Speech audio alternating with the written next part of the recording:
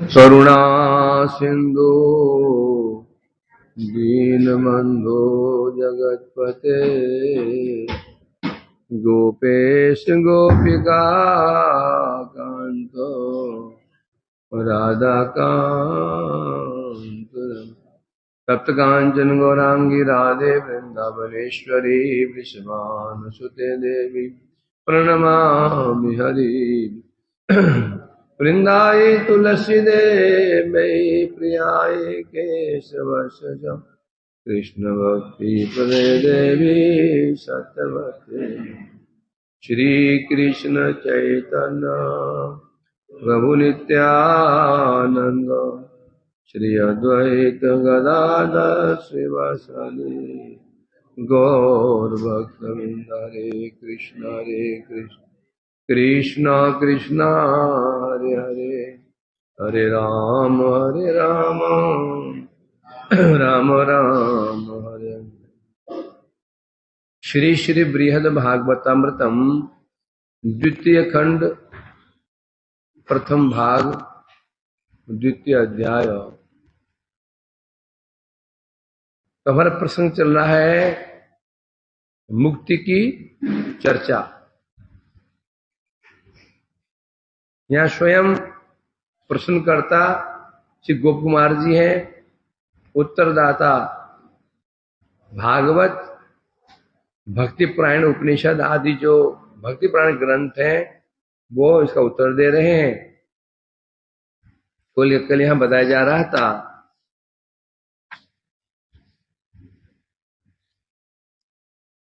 कि मुक्ति में सुख है या नहीं है। नहीं है तो शास्त्रों में कहीं कहीं मुक्ति सुख की बात क्यों है? न्यायति भक्ति सुखाम बोधे परमाणु तुलामपि में सुख तो माना ही गया है। ब्रह्मानंद भव्य देश चेत प्रार्थ के तो ब्रह्मा की आयु आदि आयु के समान यदि मोक्ष सुख को मान लिया जाता है सुख तो माना गया। तो सुख है तो नहीं है तो माना क्यों गया? तो कल ये दो एग्जांपल दिए थे। यथा आरोग्य सुषुप्तौ च सुखम मोक्ष कल्पते परंतु अज्ञान संज्ञोयम अनभिज्ञ प्ररोचक।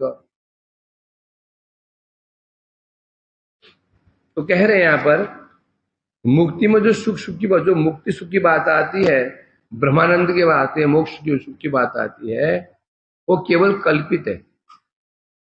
कल्पित मतलब वास्तव में नहीं है। जैसे निरोगी की अवस्था में, सुषुप्ति की अवस्था में जो सुख प्राप्त होता है वो सुख नहीं है, बस दुख का अभाव ही सुखमय प्रतीत होता है, होता नहीं है। आरोग्य मतलब जब बीमारी दूर हो जाती है, रोग दूर हो जाता है तो वो सुख नहीं है, बस उसमें जो पीड़ा हो रही थी, जो कष्ट हो रहा था उसका अभाव है। सुषुप्ति अवस्था में दुख नहीं है, सुख नहीं है, परंतु स्वप्न अवस्था में जो दुख भोग कर रहा था वो सुषुप्ति में दुख नहीं है। स्वप्न अवस्था में जो दुख अनुभव हो रहा था, पीड़ा अनुभव हो रहा था, सुषुप्ति में वो नहीं है। इसलिए उसको मान लिया। आदमी कहता है भाई मजा आ गया है, रात को मैं क्या राजा बन गया था, बहुत सुख भोग किया मैंने या दुख भोग किया मैंने। ये सुख और दुख जो होते हैं ये सुषुप्ति की, ये स्वप्न अवस्था की बात है। तो इसे कह रहे हैं यहां पर वास्तव में जैसे सुख और दुख कल्पित हैं स्वप्न अवस्था के समय, उसी प्रकार से बता रहे हैं ये बंधन और मोक्ष बंधन और मोक्ष जो दोनों हैं ये भी अज्ञानमय हैं। जैसे स्वप्न का बंधन सत्य नहीं, सपने का बंधन सत्य नहीं होता। सपने में हमें किसी ने काट दिया, बांध दिया, बंद कर दिया, सत्य है क्या?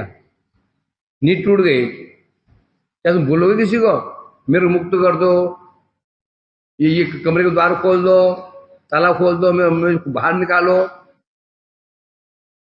एक आदमी सो करके उठा और सबसे कह रहा है मेरा हाथ खोल दो, मेरे बंधन खोल दो, ये दरवाजा बाहर से खोल दो, बाहर किसी ने कुंडा लगा दिया, बाहर खड़ा है, लोगों ने कुंडा खोल दो।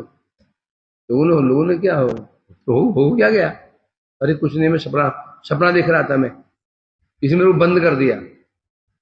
या तो बंद किया नहीं तो खुला ही कहा, बंद किया नहीं तो फिर खुले कैसा? जब बंद ही नहीं किया तो बंधन जो सोच रहा है वो तो कल्पित है। जब बंधन ही नहीं है तो मोक्ष किसका होगा? मोक्ष मुक्ति किसकी होती है? जब बंधन हुआ। तो ये बता रहे हैं यहां पर बंधन और जो मोक्ष है दोनों क्या है? ये अज्ञानमय है।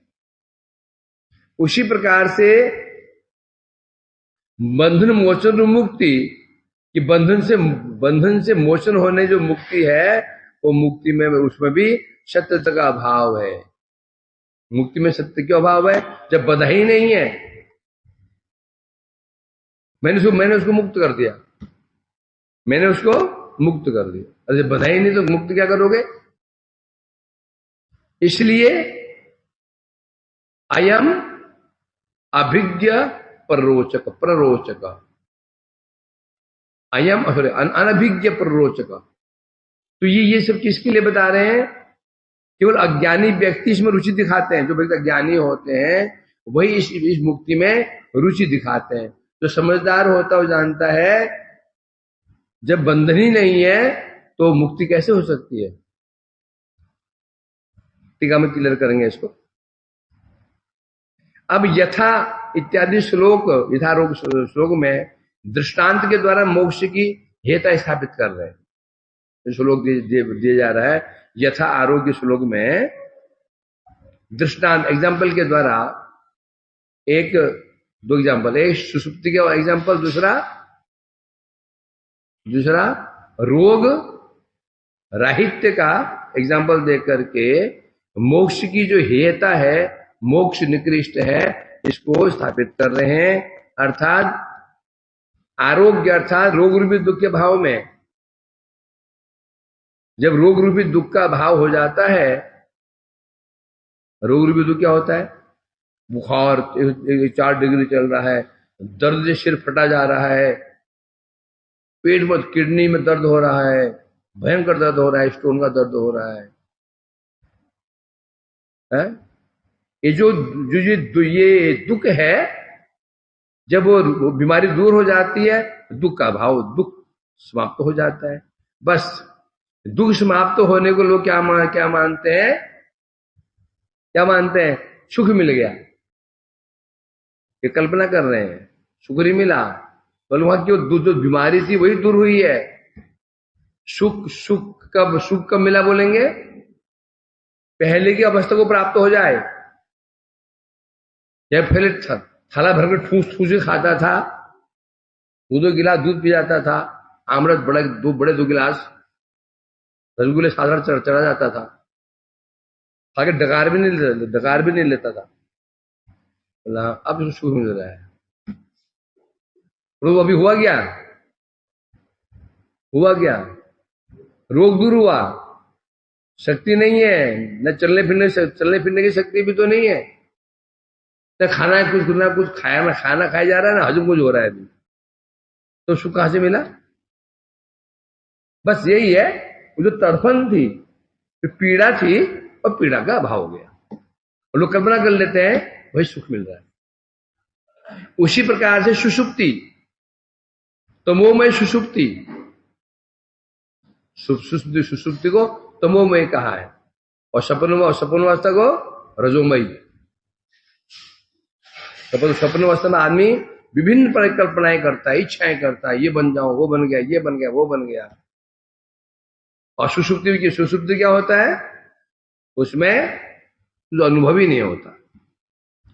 अर्थात सुषुप्ति दशा में सुख अनुभव के अभाव में भी जो एक सुख कल्पित होता है ना, उसको लोग सुख मान ले, जो सुख मान लेते हैं। सुषुप्ति में क्या होता है? सुख अनुभव के अभाव में जो एक सुखी कल्पना होता है। सुषुप्ति में सुख होता ही नहीं है।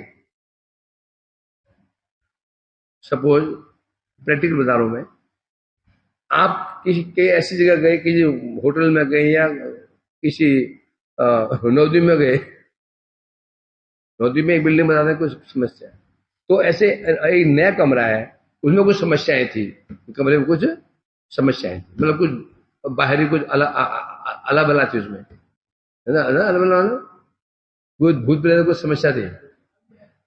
अब सोते ही अजीब अजीब सपने आ रहे हैं, मतलब कोई गला दबा रहा है, अजीब हो रहा है। परंतु होते होते होते होते होते जैसे आप करवट बदल, जब आपको 12 बज जाते हैं, घोर निद्रा, फिर आपको कोई डर नहीं लगता। वो जगह वही है, जगह वही है। डर के मारे आपने लाइट, दोनों 3 लाइट जला ली और मोबाइल भी ऑन कर लिया कि डर ना लगे, तो भी डर लगे जा रहा था। देखते मोबाइल देखते थे, जब अब जो नींद लग गई, फिर सीधे सुबह आंख खुली, कोई न डर कोई भय नहीं। समझे क्या नहीं? अब ये जो डर भय कब लग रहा था?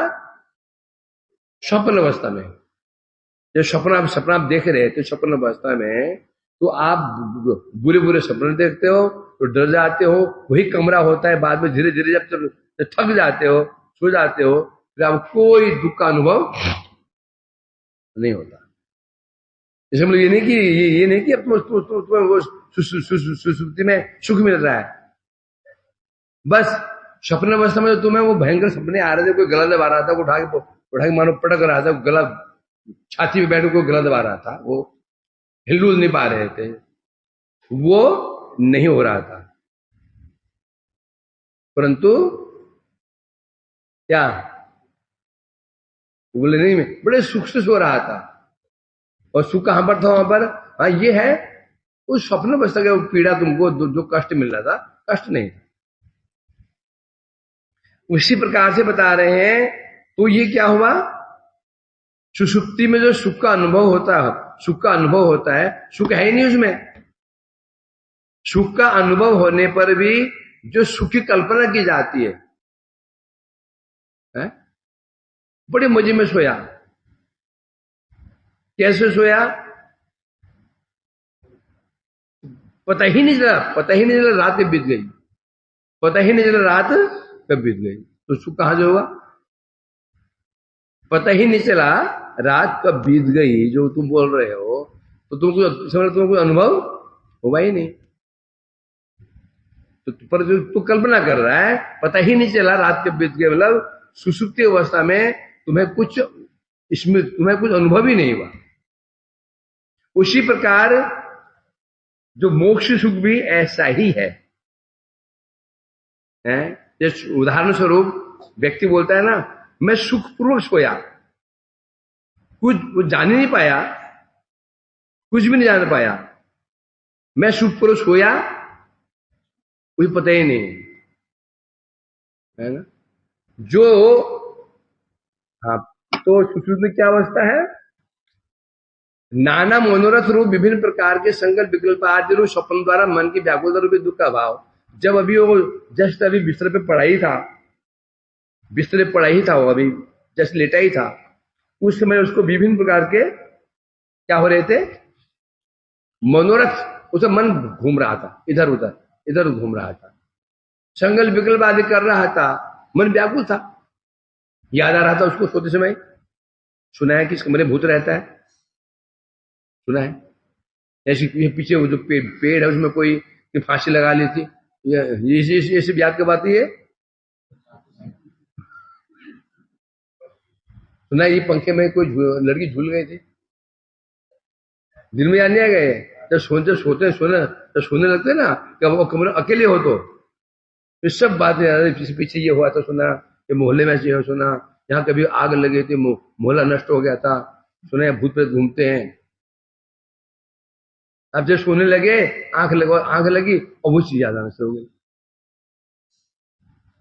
होता कि नहीं होता है? क्या तेरा नहीं होता कभी?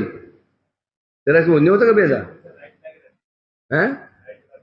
अभी फिर लाइट यहाँ थोड़ी घूम रहा है हॉल में।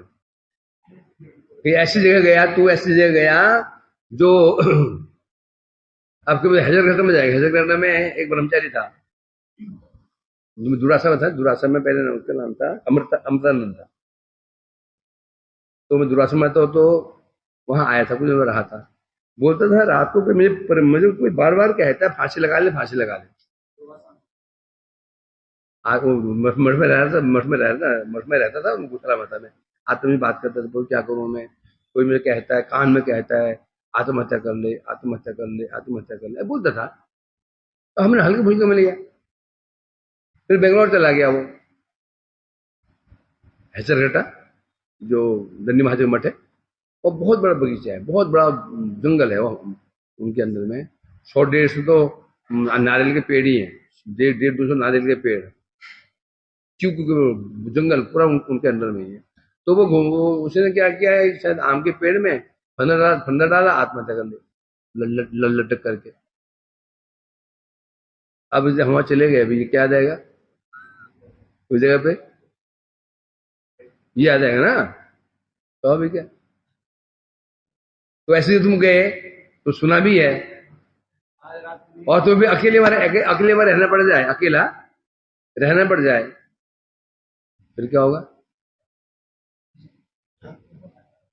पहले जब यहाँ मठ में हम थे ना, प्रसाद पाले दूध भी, यहाँ यहीं बैठे दूध पीते थे। दूध सब बैठा था, आपस में दूध पी करके फिर यहाँ फिर आधा पौना घंटा अपने अपने कहानी शुरू करते थे।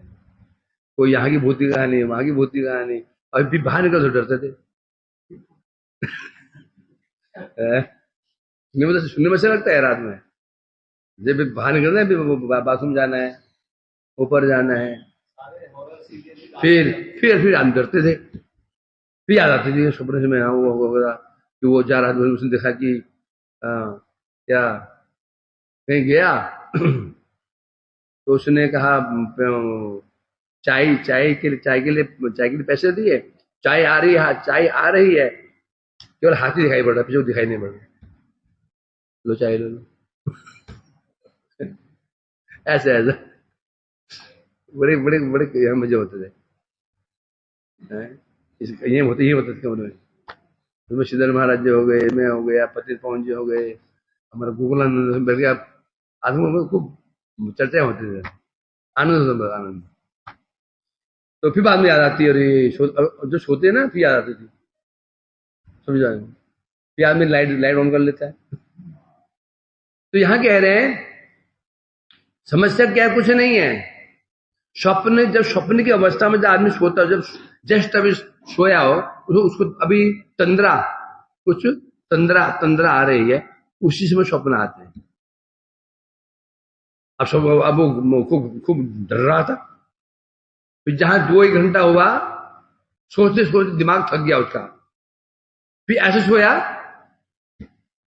अभी भूत भी आके जगाए ना उसको, बोला रुक बाद में आना, तो वो हिला रहा है उसको भूत, हाथ पकड़ के झटका मारे, हिला रही, भूत लात मार देगा। उस समय ऐसी अवस्था हो जाती है सुसुप्ति में। इसलिए कह रहे हैं यहां पर हो क्या रहा था, सुषुप्ति में मन की जो व्याकुलता रूपी दुख था वो नहीं हुआ, अनुभव नहीं हुआ उसको, परंतु सुख कहां हुआ, सुख कहां मिला उसको? बस उसी प्रकार से बता रहे हैं मोक्ष सुख भी ऐसा ही है। मोक्ष में जो संसारिक दुख है, ये दुख नहीं। बस यदि प्रश्न हो, सुषुप्ति के बाद जागने पर आदमी बोलता है मैं तो बड़े आनंद से सोया था, सुखपूर्वक सोया था, ऐसी स्मृति उदित होती है, आदमी सोचता भाई आज बड़े मजे में सोया, आनंद से सोया, मजा आ गया, बोलते हैं प्राय। तो उस सुख को कल्पित कैसे कह सकते हैं? जब हम तो बोलते हैं भाई आनंद आ गया, कहते हैं ना, जब हम आनंद आ गया कह रहे हैं तो इसको कल्पित कैसे माना जा सकता है? उत्तर में कहते हैं सुषुप्ति के समय में सुख का अनुभव या बोध नहीं रहता, अतः स्मृति का प्रश्न ही नहीं है। सुषुप्ति की अवस्था में सुख या दुख दोनों का बोध नहीं, क्यों बोध नहीं होता? सुषुप्ति की अवस्था में इंद्रियों की वृत्ति और मन की वृत्ति भी हो जाती है, सुप्त हो जाती है सुषुप्ति में। स्वप्न काल में इंद्रियों की वृत्ति तो सुप्त हो जाती है, जो मन की वृत्ति है वो जगी रहती है। सुषुप्ति में जब मन की वृत्ति से लुप्त हो जाती है, सुप्त हो जाती है, तो फिर अनुभव कौन करता है? अनुभव कौन करता है? कौन करता है? मन ही करता है ना। संकल्प विकल्प कौन? मन ही करता है। जब मन ही जब सुषुप्त हो जाए तो संभव कैसे है कि वो अनुभव करे कि सुख हुआ कि दुख हुआ? इसलिए कहते हैं स्मृति का प्रश्न ही नहीं है। अतः वह स्मृति सुषुप्ति में हुए सुख के अनुभव की नहीं होती। जो अब जो कह रहा है आनंद आ गया सो करके, वास्तव में क्या हुआ था? वास्तव में ये हुआ था वो अनुभव सुख की अनुभूति नहीं होती। सुषुप्ति काल में स्वप्न से उत्पन्न जो दुख उसको हो रहा था, तो गला घोट रहा है, कोई मार रहा है मेरे को, कोई काट रहा है मेरे को, सांप पीछे पड़ गया, सांप डस रहा है मेरे को, कुत्ता मेरे पीछे पड़ गया, आदि आदि जो उसको चित्त में जो व्याकुलता हो रही थी सुषुप्ति में, उसको वो अनुभव नहीं हो रहा है। इसलिए दुख के अभाव में ही सुख की स्मृति की कल्पना की जाती है ना। उदाहरण स्वरूप एक कमरे में आप रहे, रात भर आपको परेशान रहे, आप गंदे गंदे सपने आए, भयंकर सपने आए। अगले दिन दूसरे कमरे में सोए, वहां पर कोई गंदा सपना नहीं आया, कोई भयंकर सपना में नहीं आया। अब क्या बोलोगे? भाई इस कमरे में मजे में सोया। अब मजा कहां पर? इसमें क्या मजा आया तुमको? क्या तुमको रसगुल्ले खिला दिए या तुमको धन दे दिया, धन मिला, कोई सुंदरी मिल गई, या रुपया मिला, या रसगुल्ला खाने को मिल गए, छप्पन वो मिल गए, ब्रजवासी के वहां जो कोई साला देकर चला गया प्लेट हीरा और भारती से, कुछ हुआ? कुछ भी नहीं हुआ। भूखे सोए, भूखे उठे, भूखे सोए, भूखे थे, उठे तो पेट डकार आ रही है हलवे की। तो होता है क्या? जब भी सपने देख रहे हैं हम, इतना खाया, बस और नहीं बोलना पड़ गया, सपना में देख रहे हैं, क्या पेट भर गया? लगता है कि आप सुबह उठते बोलेगा नहीं खाऊंगा। जो सपना देखा ना, सपने में खाया था ना, भूख और बढ़ जाती है। तो इसलिए यहां कहा जा रहा है, तो बस यही है, उस सुषुप्ति अवस्था में तुम्हें स्वप्नकालीन जो दुख की अनुभूति है, सुषुप्ति में अनुभूति नहीं हो रही है, आराम सोया बस इसलिए सुख की कल्पना की जाती है। उसी प्रकार से मोक्ष में क्या है? जन्म और मरण। जन्म और मरण। संसार में दुख क्या है? दो ही दुख है, जन्म का दुख, मरण का दुख। जन्म और मरण। भव अपवर भ्रम तो यदा, जन्म और मरण ये दुख है। परंतु मोक्ष में क्या होता है? जन्म और मरण दोनों जो दुख है और दुख समाप्त हो जाते हैं। बस न जन्म होता है न मरण होता है, अपनर्भव मुक्ति मिल जाती है। अब यहां व्यक्ति सुखी कल्पना कर लेता है, सुखी हूं। क्या सुखी है? बस यह सुख और दुख, जन्म और मरण नहीं हुआ। अतः मोक्ष में सुख की गंध भी नहीं है, मोक्ष में क्या मिल गया हमको? सपने में क्या मिला? सपने में तुम राजा तो बन गए थे। स्वप्न में जो राजा बन गए थे, थोड़ी देर तू संपत्ति जिम में डाली हो, उठे तो जिम में अशर्फियां पड़ी हो सोने की, तो क्या बोल सकते हो? तब बोलो सुख प्राप्त हुआ। सपने में क्या बन गए थे? राजा बन गए थे। जगह तो 2000 कॉइन जेब में पड़े रह गए तुम्हारे तकिए के नीचे, तब कह सकते हो क्या सुख मिला? कहां सुख मिला? जैसे सोए थे वैसे होते।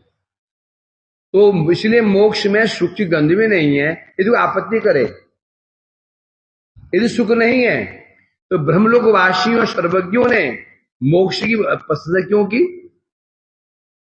जो ब्रह्मलोकवासी हैं, जो मुक्तिवादी हैं, और जो सर्वज्ञ बड़े बड़े पंडितों ने मोक्ष की प्रशंसा क्यों की? मोक्ष, अभी बताओ, मोक्ष प्राप्त करने के लिए ज्ञानी चेष्टा क्यों करते हैं? कहीं तो सुना, उन्होंने कहीं तो सुना ही होगा ना मोक्ष की महिमा, कहीं तो सुना होगा कि मोक्ष में सुख है, मोक्ष की महिमा सुनी तभी तो आदमी चेष्टा करता प्राप्त करने की इच्छा करता है। तो जहां से उन्होंने सुना, कहां सुना होगा? शास्त्रों में लिखा होगा कि तभी सुना उन्होंने। तो सर्वज्ञों ने शास्त्रों में कहीं कहीं मोक्ष की प्रशंसा किस लिए की गई है? उत्तर में श्लोक बता रहे हैं, परम तो ज्ञान संज्ञोयम अनभिज्ञ पर रोचका। उत्तर में दे रहे हैं श्लोक का दूसरी लाइन, परम, अर्थात मोक्ष में केवल जो अनभिज्ञ है, अनभिज्ञ व्यक्ति ही मोक्ष में रुचि दिखाते हैं। कौन दिखाते हैं? अनभिज्ञ व्यक्ति ही मोक्ष में रुचि दिखाते हैं। अर्थात क्योंकि अज्ञान ही जिनकी संज्ञा है, उस मोक्ष में वस्तुतः सत्यता है ही नहीं। मोक्ष की संज्ञा क्या है? अज्ञान। जब मोक्ष की संज्ञा अज्ञान है, जब संज्ञा अज्ञान है, तो उसमें सुख की, तो उसमें तो सत्य के जो अज्ञान है, तो सत्य कैसे हो सकता है? अतएव अज्ञान रूप मोक्ष की सत्यता नहीं है। जो मोक्षी सत्य नहीं है, तो बंधन मोचन रूपी मोक्ष, जब मोक्ष ही सत्य नहीं है, तो बंधन मोचन रूपी मुक्ति की सत्यता अभाव सिद्ध होता है।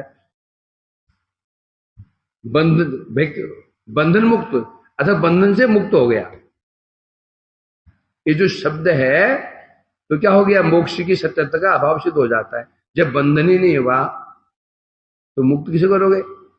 जैसे कहा ना श्लोक में, मुक्ति ब्रह्म मुक्ति बंधन, अयम क्या? अज्ञान संज्ञो अयम, अयम मने मुक्ति। ये मुक्ति संज्ञा शास्त्र में क्या दे रखी है? अज्ञान। अज्ञान मने सत्य ही नहीं है। इसलिए कह रहे हैं यहां पर बंधन मोचन रूपी मोक्ष की सत्य अभाव सिद्ध हो जाता है।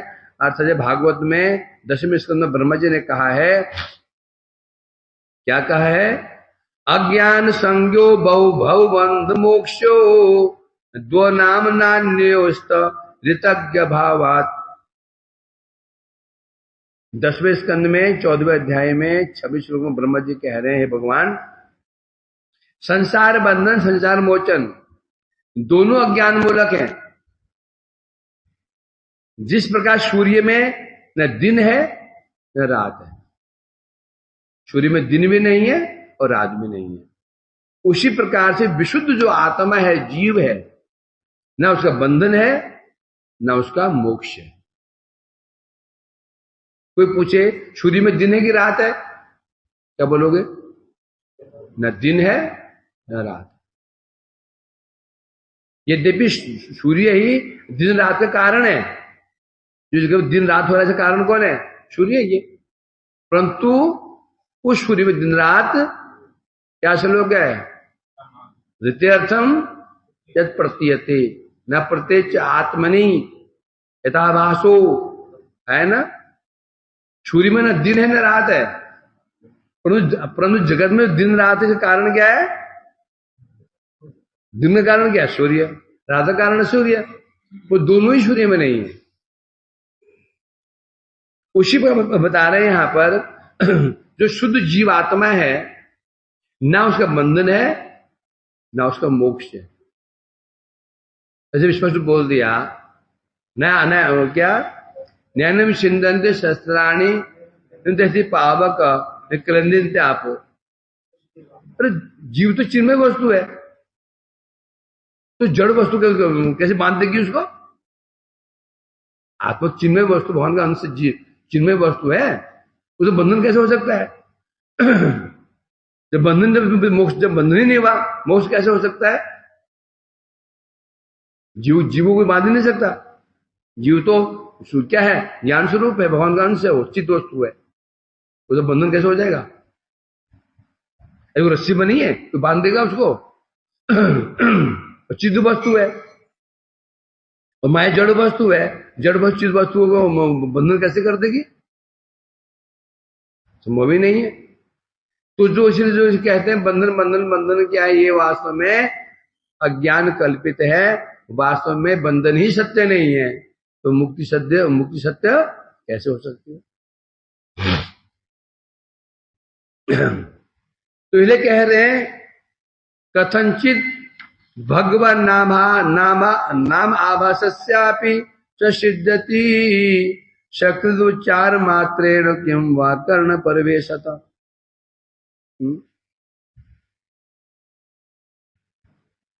अब यहां बता रहे हैं ये जो मुक्ति है, जो मुक्ति कहा जा रहा है, वास्तव में मुक्ति में सुख तो है नहीं है, कल्पित है।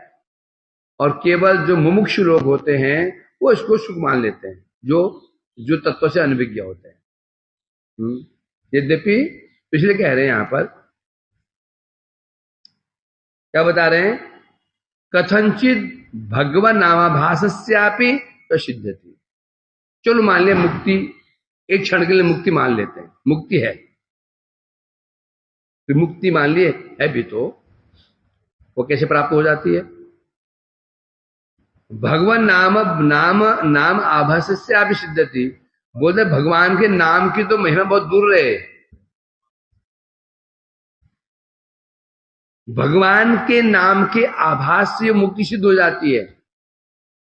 यही प्रश्न उठा था हरिदास ठाकुर जी के समक्ष। कहा उठा था? हिरण्य मजूमदार गोदम, हिरण्य मजूमदार के सभागृह में, सभा में, सप्तग्राम में, जहां ये प्रश्न उठ गया था। एक पक्ष कहता था नाम से मुक्ति मिलती है, अन्य पक्ष कहता था नाम से मुक्ति नहीं मिलती।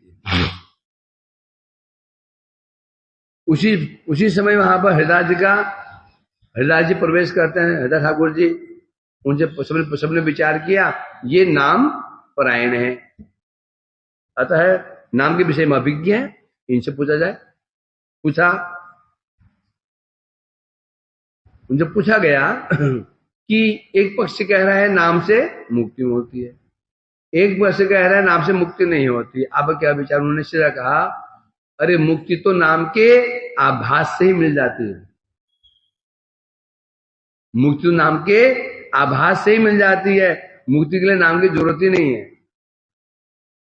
इतना सुनने के साथ ही साथ जो दूसरा पक्ष था जो कह रहा था नाम से मुक्ति नहीं मिलती है, उनका जो अग्रणी था, युवा था, वो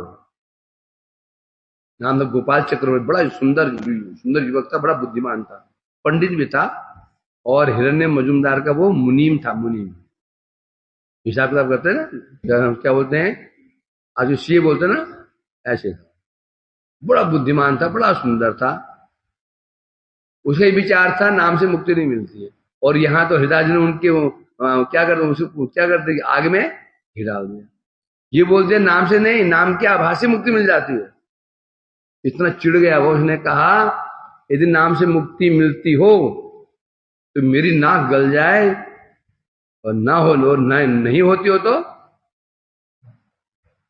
हरिदास आपकी नाक गल जाए। हरिदास दुखी हो गए बेचारे, इसे नाक तो गई। बड़े दुखी हो बेचारे। बेचारा नाक, अब से नाक का क्या होगा बेचारा। वैष्णव वैष्णव होते दुखी हो जाते हैं। दुखी होकर वहां उठ के चले गए। मैं आया था कुछ सुनने के लिए, यहाँ उल्टा उल्टा उल्टा उल्टा ही हो गया, अनिष्ट हो गया इसका। और तीसरे दिन ही जो उसकी नाक, बड़ी सुंदर नाक, कैसी थी, सुपर्ण नासिका, तोते की जैसी नाक थी, तोते की जैसी नाक थी, तोते की जैसी ये नाक थी सुंदर। वो नाक गल गई। अंगुलियां थी चंपक पुष्प की वहां थी, बड़ी सुंदर अंगुलियां थी, वो गल गई। दंड मिल गया उसको है। कल प्रश्न पूछा हरिदेव ने कि जो अपराध होता है, देखते हैं कि कई बोलते हैं कि हमें ये जो हम कर रहे हैं इसका फल अगले जन्म में मिलेगा, परंतु कभी देखते हैं कि सामने हमें मिल जाता है। हाँ, नियम तो यही है। इस जन्म जो हम कर रहे हैं हमारा वो अप्रारब्ध क्या बन रहा है, क्या बन रहा है, अप्रारब्ध। जो हम नया कर रहे हैं क्या बन रहा है, वो प्रारब्ध भोग भोग कर रहे हैं, बन क्या रहा है, अप्रारब्ध। कोष में जमा हो रहा है, अगले जन्म में या किस जन्म में मिलेगा वो। इस जन्म में जो हम भोग कर रहे हैं, क्या भोग कर रहे हैं, प्रारब्ध भोग कर रहे हैं। पिछले जन्म में जो जो हमारा कर्म था उसको भोग कर रहे हैं। इस जन्म में जो कर रहे हैं वो अगले जन्म के लिए बन रहा वो। परंतु कभी कभी देखा जाता है इसी जन्म में फल मिल जाता है, तो तब होता है ऐसे विशेष में महापुरुष के चरणों में अपराध कर दिया जाता है, तो तत्काल ये इमरजेंसी केस है। क्या है, इमरजेंसी केस है। उसमें फिर लंबे केस नहीं चलते हैं, 16-17 साल तुरंत 2 दिन। पास्को एक्ट क्या होता है, POCSO act, fast track court. वो फास्ट ट्रैक कोर्ट होता है, उसमें 1-2 महीने में छुट्टी, लंबी लंबी दलीलें नहीं, जिगी तर्क नहीं, 2 महीने में छुट्टी, लटकाओ फांसी पे। तो दो कोर्ट होते हैं, एक फास्ट कोर्ट ट्रैक।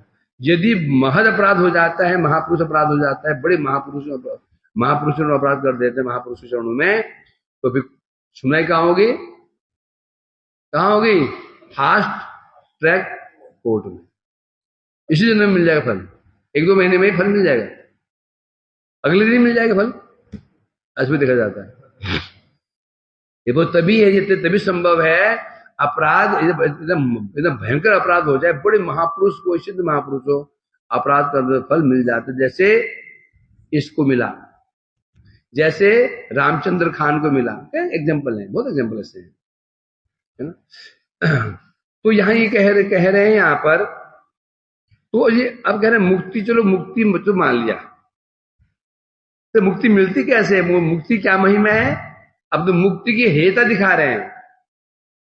मुक्ति मिलती कैसे है, नाम से मिलती क्या, नाम से नहीं मिलती है। भगवान नाम आभासस्यापि, भगवान के नाम के आभास से ही मुक्ति मिल जाती है, नाम से नहीं। नाम से कहे तो भी, नाम से कहते तो भी मुक्ति की थोड़ा को इज्जत रह जाती। कैसे मिलती है, आभास से ही। तो मुक्ति का बिल्कुल ही क्या कर दिया, चौपट कर दिया। यहां तक कि सकृत उच्चार मात्रेण, एक बार भी कानों में मुख से निकल जाए, भगवान का नाम एक बार मुख से निकल जाए, एक बार निकल जाए, वह कर्ण प्रवेशतः, एक बार कानों में चला जाए, एक बार मुख से निकल जाए नाम, नाम नहीं नामाभास, या नाम कान में प्रवेश कर जाए, क्या, नामाभास। नाम की बात नहीं चल रही है। क्या बात चल रही है, नामाभास। नाम का उच्चारण नहीं किया जाता है। नाम का उच्चारण करते हैं क्या, नाम का उच्चारण होता है। नाम जो भगवान का नाम करने की वस्तु नहीं है, नाम तो होता है।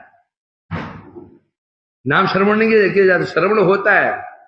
जब तक हम नाम कर रहे हैं वो नामाभास है या नाम अपराध है। जब तक हम नाम कर रहे हैं या नाम अपराध है या नामाभास है। शुद्ध नाम का लक्षण क्या है, शुद्ध नाम किया नहीं जाता, शुद्ध नाम तो उदित होता है। सब विषय में ऐसे ही है। भक्ति की नहीं जाती है, श्रवण किया नहीं जाता, स्मरण किया नहीं जाता, कीर्तन किया नहीं जाता, अर्चन किया नहीं जाता। जो भक्ति जब तो हम कर रहे हैं तो समझो कृति भी किससे कर रहे हैं? इंद्रियों से कर रहे हैं। और भक्ति इंद्रियों का धर्म नहीं है। कृति साध्य भवे, साधन भक्ति है ना। जब तक ये भक्ति हम इंद्रियों से कर रहे हैं, इसका मतलब भक्ति है ही नहीं। वो भक्ति ही नहीं है। कि भक्ति स्वयमेव स्फुरत्यद। अतः कृष्णामादि नामादि करने से नाम, रूप, गुण, लीला, परिकर, वैशिष्ट सभी आ गया। न भावेद ग्राह्यम इंद्रिय, भगवान अपने इंद्रियों से भगवान के नाम का कीर्तन नहीं कर सकते हैं, श्रवण नहीं कर सकते हैं, लीलाओं का दर्शन नहीं कर सकते हैं, नहीं कर सकते। स्वयं प्रत्यद इसलिए कह रहे हैं यहां पर। तो ये जहां करने की बात आती है, नाम करो नाम करो नाम करो नाम करो नाम करो, तो समझो यहां क्या बात चल रही है? तो नामभाष की बात चल रही है, नाम अपराध की बात चल रही है। नाम किया ही नहीं जाता। इसलिए कह रहे हैं यहां पर सकृत उच्चारण में आते ना, एक बार भी जिससे मुख से जो उच्चारण कर लेता है या कान में नाम प्रवेश कर जाता है तो क्या होगा? ससिद्धति, मने मुक्ति मिल जाती है। अब जो मुक्ति नाम के आभास से मिल जाती है तो मुक्ति की महिमा क्या होगी? किसी वस्तु की महिमा का आधार क्या है? किसी वस्तु की महिमा का, उत्कृष्टता का और निकृष्टता का आधार क्या है? कैसे मानेंगे? कौन वस्तु बहुत अच्छी है, कौन वस्तु निकृष्ट है, कैसे मानेंगे? जो वस्तु जितनी आसानी से मिल जाए उतनी निकृष्ट है, जो वस्तु जितनी दुर्लभता से मिले उतनी श्रेष्ठ वस्तु। ऐसे है कि नहीं? ऐसे ही है। आटा चावल हल्दी फल्दी ये उत्कृष्ट क्यों नहीं है? तो ये गली में इसी रोड में 10 दुकानें पड़ी हुई है परचूनी की, हैं? और शुद्ध देसी घी की दुकान कितनी होंगी वृंदावन में? 2 या 3 होंगी बस। तो दुर्लभ है। तो जब मुक्ति किससे मिल रही है? नाम से नहीं मिल रही है, नाम के आभास से मिल रही है। तो समझो इतनी आसानी से मिल रही है मुक्ति, तो क्या समझो नाम की हेता सिद्ध हो गई। क्या मैंने क्या बोला? भक्ति। अच्छा नाम क्या? ये तो है भक्ति जीव। क्या है? करना पटो इंद्रिय का पूर्णता। आप तो भाव ग्रह जनार्दन है, भाव ग्रहण कर लिया करो भाई। तो इसलिए कह रहे हैं यहां पर, टीका में कह रहे हैं तथापि चलो मान लिया मुक्ति है, चलो जैसे मुक्तिवादी कहते हैं मुक्ति है, मुक्ति मान लेते हैं। तो मुक्ति का साधन क्या है? वो साधन क्या मोक्ष का? इसकी आशा में इसके उत्तर में कह रहे हैं यह श्लोक, कथंचित भगवान नाम आभासस्यापि प्रसिद्धति। क्या? भक्ति का महात्मा अनिर्वचनीय है। भक्ति की महिमा क्या है? अनिर्वचनीय, न वचनीय तो अनिर्वचनीय। भक्ति की महिमा कितनी है? मुख से इसका वर्णन कर ही नहीं सकते हैं। क्यों नहीं कर सकते हैं? क्यों नहीं कर सकते हैं? इतनी अधिक महिमा है, हम कल्पना भी नहीं कर सकते, इतनी अधिक महिमा भक्ति की है। हम उसी बात को कह सकते हैं जिसे हम कल्पना कर सकते हैं, सोच सकते हैं। जो हम सोच सकते हैं कल्पना, उसको मुख से बोलते हैं। जो हम सोच ही नहीं सकते हैं, जो कल्पना नहीं कर सकते हैं, क्या बोलोगे उसको? और भक्ति महिमा कैसी है? अकल्पनीय।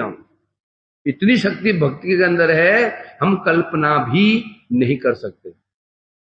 हमारी कल्पना की भी एक सीमा होती है, कल्पना कर सकते हैं एक सीमा तक, बस उससे ऊपर कल्पना नहीं कर सकते। कर सकते हो क्या? एक सामान्य व्यक्ति जो पूछो उसको, जो सुनो में क्या आया वहां, कृष्ण के जो गुण की बात आई है, क्या आया? अहो बकियम, कोई कल्पना कर सकता है कि उसमें ये तो लिखा गया ना, जो पूतना भगवान को मारने के लिए आई, भगवान उस गोदी में चढ़ गए, स्तन भी पान कर लिया और उसको धातु उचित गति प्रदान कर दी। ये क्या है? ये अकल्पनीय है। क्यों अकल्पनीय है? मोक्ष, उनको मोक्ष प्रदान नहीं किया, उसको मोक्ष प्रदान नहीं किया, साहित्य मोक्ष प्रदान नहीं किया उसको। क्या प्रदान किया उसको? धातु उचित गति प्रदान कर दी उसको। ये क्या है? अकल्पनीय। ये तो हम सामान्य बोल दिया, इतनी अधिक भक्ति महिमा है, उनको वर्णन ही नहीं कर सकते हैं। तो इसलिए कहते हैं यहां पर भक्ति के महात्मा अनिर्वचनीय है। इसलिए भगवत भक्तों के लिए मोक्ष अनायास सिद्ध हो जाता है। तो जो भगवान के भक्त उनके लिए मोक्ष क्या है? अनायास सिद्ध, अनायास ही मिल जाता उनको। क्यों? भक्ति की महिमा कितनी है? एक न्याय होता है, क्या मोती की न्याय। जो व्यक्ति 100 किलो उठा सकता है वजन, 5 किलो क्या उसके लिए? एक व्यक्ति की जो कैपेसिटी है 100 किलो आराम उठा लेता है, तो 5 किलो वजन उसके लिए कोई मायने रखता है? 5 किलो वजन। जो भक्ति इतनी महिमा संपन्न है, तो जो भक्त भक्ति कर रहा है, यदि कभी उसकी इच्छा हो जाए मुक्ति प्राप्त करने के लिए, तो क्या उसके लिए क्या मुश्किल? मुक्ति प्राप्त करना क्या कठिन है क्या? कैसे कठिन हो सकता है? वो भक्ति की सहायता लिया उसने, भक्ति जो उसकी शक्ति अनिर्वचनीय है, तो वो भक्ति के लिए मुक्ति देना कोई बड़ी बात नहीं। अर्थात लभते अंजसा स्वर्ग पवर्ग मध्याम कथंचित वांछति, स्पष्ट भवन कह दिया।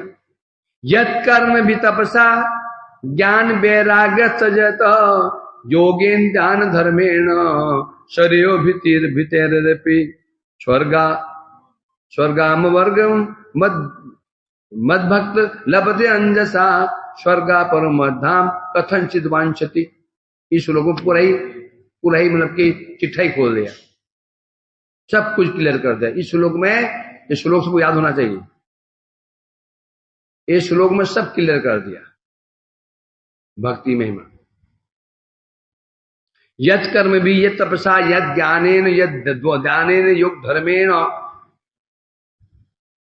कर्म ज्ञान दान ध्यान तप योग, इस जो कुछ प्राप्त होता है, भगवान कह रहे हैं मद भक्ता लभते अंजसहा, मेरा भक्त वो सब जितने भी ये बताया अभी, कर्म का फल, ज्ञान का फल, योग का फल, दान का फल, ध्यान का फल, वो सब फल मेरा भक्त अनायासी प्राप्त कर लेता है।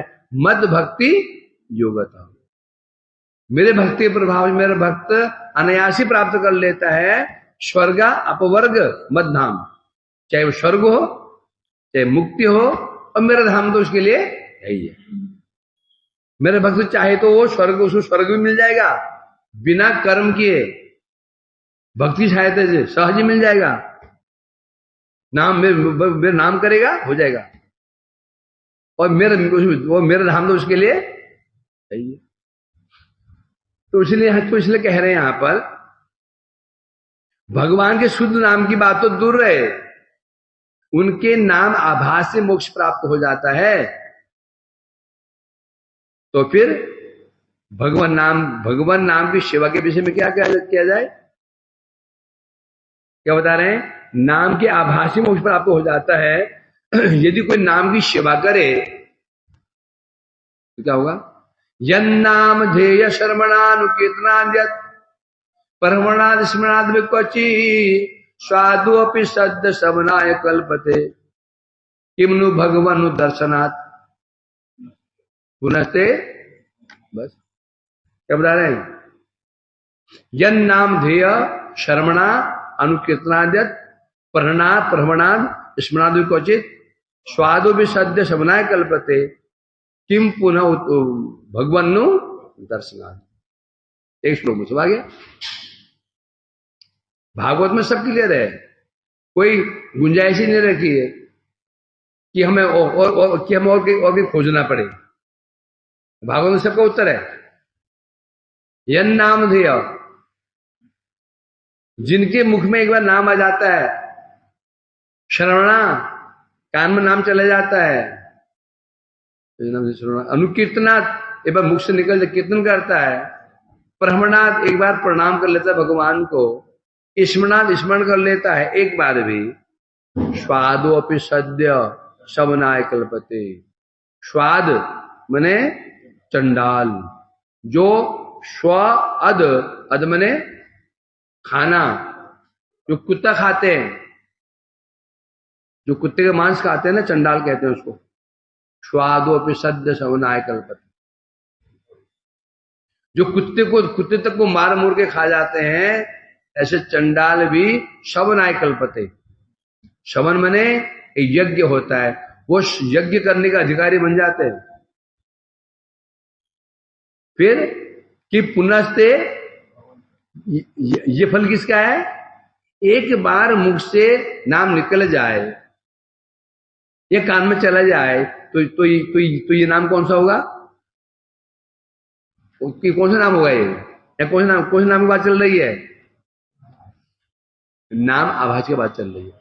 सुनना का मतलब ही नहीं है, या सुनना की बात ही नहीं है। नाम के आभास से ही फल मिल जाता है। किन्नु भगवान न दर्शनात्, यदि उस भगवान का जो दर्शन हो जाए, उसका फल क्या? यहां कह रहे हैं नाम की महिमा नहीं, नाम आभास से ही जब ऐसा फल मिल जाता है, फिर कोई वास्तव में नाम की सेवा करे, मतलब शुद्ध नाम करे, उसका तो फिर कहना है क्या? चला गया। हाँ, भगवान के नाम का आभास, चाहे परिहास हो, चाहे अवहेला हो, चाहे स्तोभ हो, चाहे संकेत हो, चार प्रकार का। पारिहासम, स्तोभ क्या है? सरल क्या है? सांकेत्यम, पारिहासम, स्तोभम, हेला, चार प्रकार से। संकेत, परिहास, स्तोभ और हेला, चार प्रकार से इन नामाभास हो जाए, चार प्रकार से हो जाए।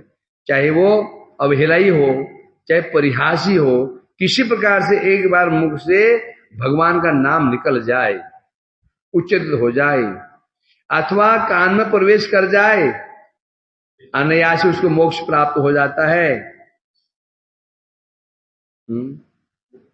क्या होता है? अग हरम विदु, अशेष अघरम विदु, अशेष जन्मों के उसके पाप नष्ट हो जाते हैं, तो मोक्ष प्राप्त हो जाता है।